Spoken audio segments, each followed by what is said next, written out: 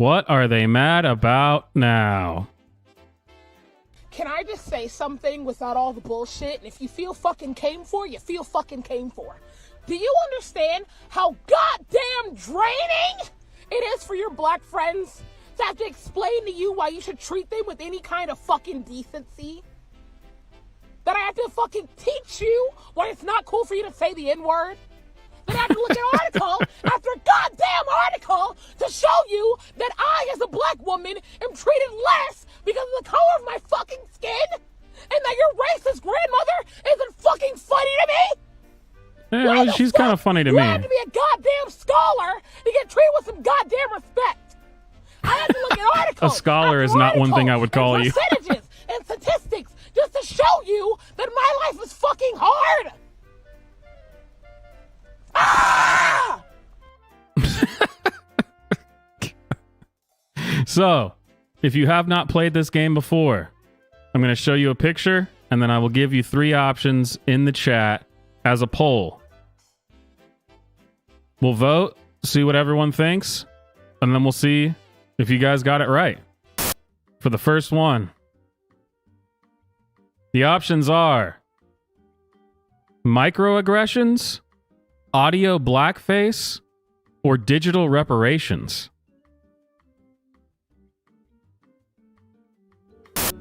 All right, let's see. So you mean to tell me that we're out here doing audio blackface in 2020? And if you don't know what audio blackface is, check this out.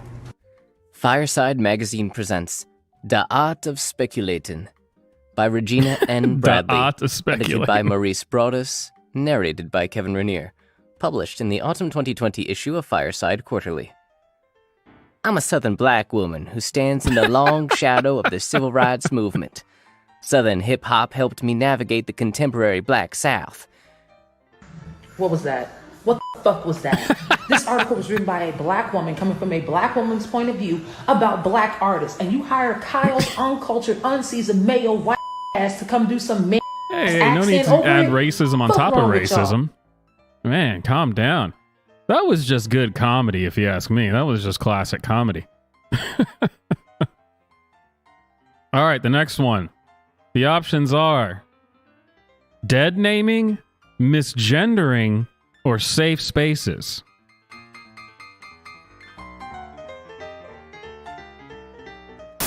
Let's see if you got it right. As a trans guy, I've got to say that the thing that I hated the most about going to school during the pandemic was having my dead name on screen. Like, you know how during remote learning, we're all in like those tiny boxes with our names either like in this corner or this corner? Yeah, well, they wouldn't allow me to have my chosen name on screen, and so my dead name was visible to everyone in the class. The struggle is real. The Before struggle the pandemic, is real. obviously my dead name was always on the attendance sheet, but I could easily go up to the teacher and just be like, hey, do you mind calling me by a different name? And I usually never had an issue with that. But even like teachers who had had me like multiple years prior started dead naming me because my name was just always on the screen. My classmates also started dead naming me. And I'm not in school anymore, but a lot of my friends still are and are still being affected by this issue. Man, can you imagine being affected by such an issue? It's brutal. Absolutely brutal. We need to march on their ass. All right. The next one. Is she angry about hats, jewelry, or hair?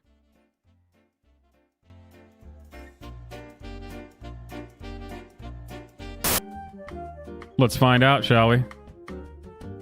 You might be offending people of color depending on what you call this necklace. Jewelry that was once considered low class and inappropriate by many white people is now a cool fashion trend. And that's I got you guys on that one. Racism.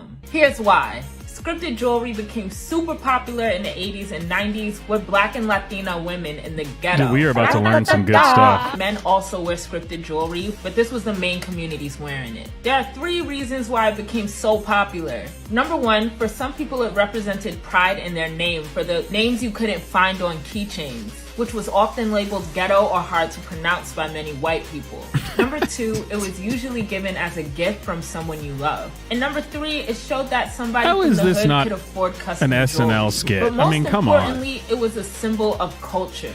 If I saw anyone with those necklaces, I either knew that they were from the hood or had love for the hood. Now let I me got tell love you for the the Sex hood. and the City part. The main character of that show is Carrie, a white woman, clearly not from the hood, clearly has no black friends, is seen rocking this chain. Now that's not even the juicy part. The juicy part is that white jewelry companies have labeled the hood's classic necklace as the Carrie necklace. No. I'm not lying. You could Google it right now. The same I will. people that threw hate on this necklace are now praising it because a white character wore it. The same and it people? gets worse. No, Now, it can't get companies worse. Like Walmart are selling these necklaces already made with white names. Remember, this was a symbol of pride for those who couldn't find their names on keychains. I remember. And that's on what? Cultural appropriation. If you love the chain, that's cool. Just know what it means to wear a chain like that. And please, don't call it the Carrie necklace. Man, please. Dude, these people live a hard life, man. It's brutal. It's hard out here for a pimp. At least that's what I've heard. I don't know.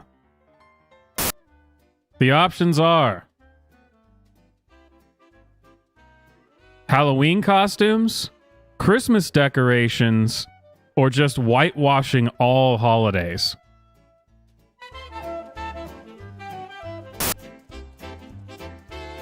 Why do you guys get so offended? It's just Halloween.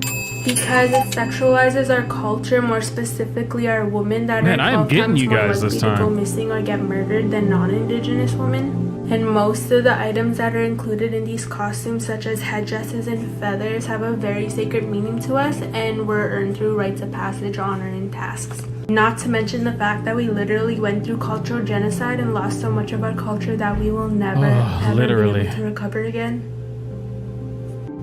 Well, like, what about Pocahontas? Her real name was actually Matoka, and she was only like 11 or 12 years old when she was forced to marry a pedophile. I mean, sorry, a European adult man. No, it's cool. You And can we call him actually that. consider her one of the first of thousands of indigenous women to go missing or get murdered. All right, moving on. Next question. Is it cultural appropriation, Asian hate, or white supremacy? And as quite often is the case, she probably thinks they're all the same thing. Cook for yourself in front of yourself. It's giving very much self-checkout at Walmart. You know what this video is giving? It's giving uncultured. It's giving classist. It's also giving, I didn't do 1 second of fucking research on the restaurant I was about to go to. It's also giving, I didn't bother to take the time to understand that the cultural practice that I'm participating in is thousands of years old.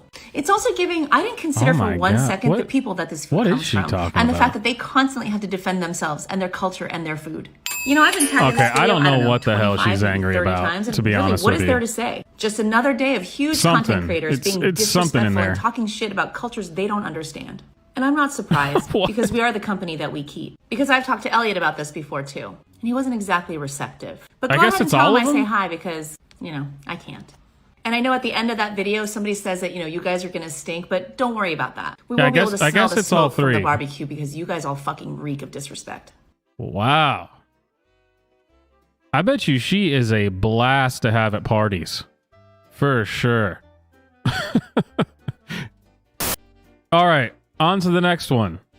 The options are, is she mad about people saying girls, saying boys, or saying white?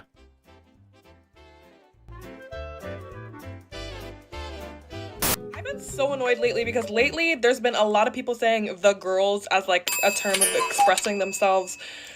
And it just irks me. The term "the girls" originated from the trans community because that's something that they use to kind of just like talk about themselves, specifically the girls in the community. Yeah, because before there was trans people, no one ever said the girls. A lot of things of LGBTQ culture, no one ever like said voguing, the girls. It's got sissified.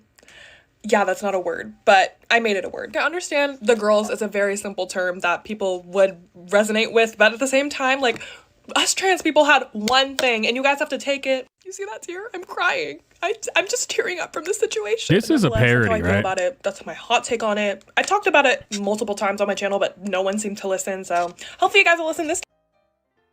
I think that's a, this gotta be a troll, right? Next contestant. The options are they mad about the Daily Wire, the libs of TikTok, or Blair White?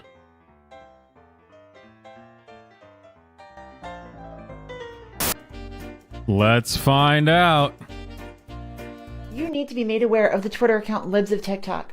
Oh, this account Libs takes of TikTok. LGBT content from TikTok and posts it onto Twitter for harassment purposes.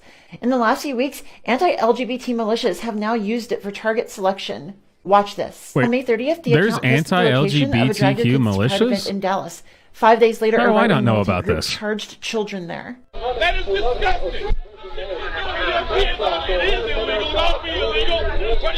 On that same day, she posted the address of a drag queen story hour at a San Lorenzo library. Sure enough, 8 to 10 Proud Boys would later storm that library with children inside. Did you guys call the cops? Storm though. Thank you. I love the videos just so people show people standing around. And on June 9th, she posted the location of a family-friendly Pride event in Idaho. A few days later, 31 Patriot Front members would be arrested for trying to terrorize the event. Oh, come on. You can't believe that this was a real thing. Those are feds. This account needs to be shut down by Twitter before it gets someone unalive. Yes, this is a face that we all recognize, I'm sure, at this point. The options are homophobia, free speech, or misogyny. Man, I'm doing a pretty good job on this. I think I'm winning most of these, actually. I'm getting better at stumping you guys on this stuff.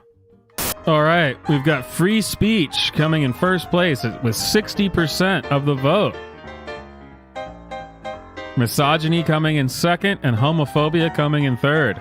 That actually is like almost the exact hierarchy of my values. Well done. I'm glad to see that my viewers are on the same page. J.K. Rowling loves misogyny. Loves it. She loves it.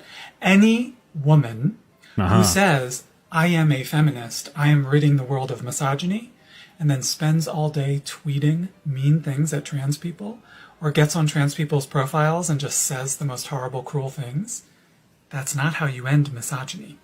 No way. We can all see from your actions that you don't actually want misogyny to go away. J.K. Rowling uses the fact that misogyny is real, it does exist, to be the constant victim. And in her warped, awful morality, she thinks being a victim entitles her to victimize anyone that she wants to. That bullying is what TERFs are addicted to, and they will never This dude calling someone else addicted to being a victim. The options are, is this person mad about cultural appropriation, Asian hate, or white supremacy? Let's find out. So cultural appropriation doesn't appear to be going anywhere. Yeah. And white people won't stop making cultural garb look bad. So what I am going to propose is that we POC need to start wearing our cultural clothing out in public and just look way better than them until they're embarrassed and they stop. Sounds like a good plan? Okay, girl, let's go get some coffee. Yeah, I think that'll that sure will that'll show them, I guess. So, the options are hashtag Black Lives Matter, hashtag Trans Lives Matter, hashtag everything.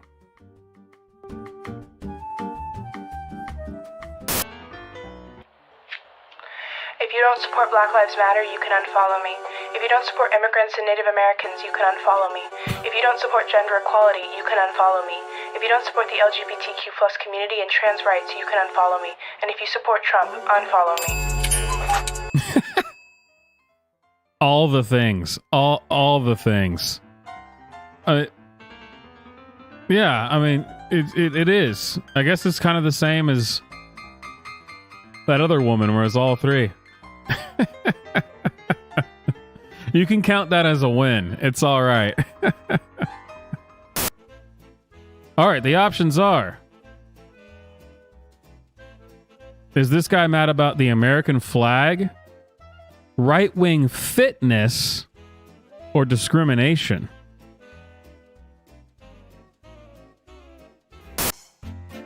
All right. Right-wing fitness, 53%.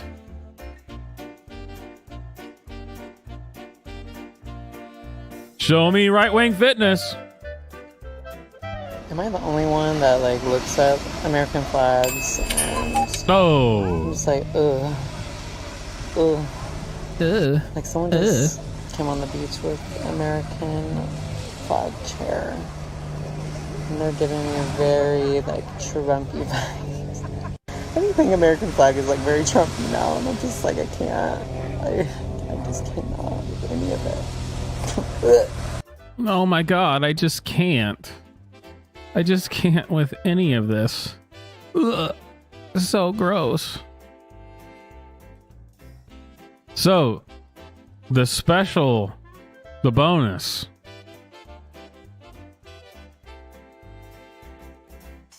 The bonus. I hope you remember the scholar at the beginning, you know, who was exhausting all of this mental and emotional energy by reading articles, you know, presumably from CNN, Washington Post, you know, MSNBC, you know, that kind of stuff. Well, the good news is she made a part 2. She made a part 2 to her video. So we should, you know, we should all just listen up. Because as white people, that's what we should do, is just shut up and listen. So I hope you're ready. You will never know what it's like. You will never know what it's like to see articles about George Floyd. No, I've seen articles about Breonna Taylor. Oh, no, I've seen articles about that. You will never know what it's like to be a black woman sleeping in her bed, wondering if she could die. True. I'm sorry, I didn't mean to laugh. Continue. Continue, I'm sorry. So don't fucking sit here and tell me that my anger and my rage is unjustified because it hasn't happened to me. It's unjustified. It fucking could, and it fucking has. Because every time they treat a black person in America with disrespect, we all feel it. I'm not gonna fucking explain myself.